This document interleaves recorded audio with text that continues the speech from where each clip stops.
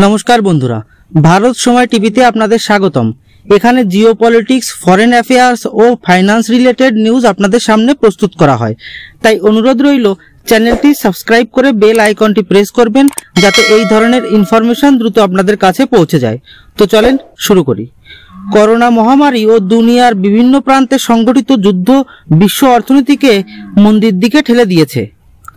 আর এই বৈশ্বিক অর্থনৈতিক মন্দির থেকে বেরিয়ে আসার জন্য আপ্রাণ চেষ্টা করছে বিশ্বের সমস্ত দেশ।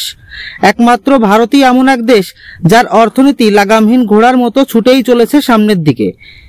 এই দৌড়ে 2 বছর আগেই আমরা টপকে গেছি ব্রিটেনকে, আর সামনে ছিল জাপান।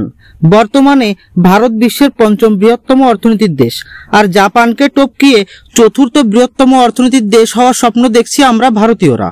ভারতের টার্গেট ছিল 2030 সাল নাগাদ জাপানকে টপকানো, কিন্তু ভারতের জিডিপি গ্রোথ এর যে স্পিড তা দেখে ইন্টারন্যাশনাল মনিটরিং ফান্ড অর্থাৎ আইএমএফ এক ঘোষণা করে দিয়েছে, যা দেখে ভারতীয়দের খুশির কোনো ঠিকানাই নেই।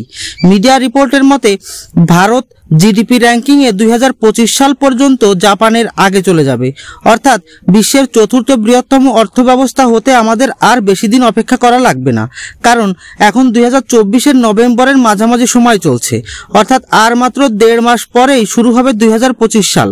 আর মোটামুটি 7 থেকে 8 মাসের ভিতরেই ভারত জাপানকে টপকিয়ে যাবে। এ তো গেল আইএমএফ এর পূর্বানুমান। তবে এই একই অনুমান জাপানের অর্থনীতিবিদরাও করেছেন। তারা বলেছেন ভারতের জিডিপি 2026 সাল নাগাদ জাপানের জিডিপি কে টপকে যাবে। তবে তারা এও বলেছেন বর্তমান সময়ের ঘটনাগুলোর সাপেক্ষে পূর্বানুমানের সমীক্ষা করা হচ্ছে।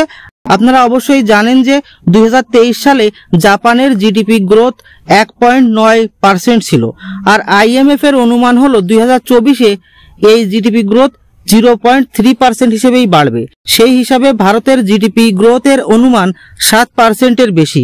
আর তাই তো আইএমএফ মোটামুটি এক প্রকার কনফার্মেশন দিয়ে দিল যে 2025-এ ভারতের জিডিপি 4.339 ট্রিলিয়ন ডলারে পৌঁছাবে, যা জাপানের জিডিপি 4.310 ট্রিলিয়ন ডলারের থেকে বেশি হবে।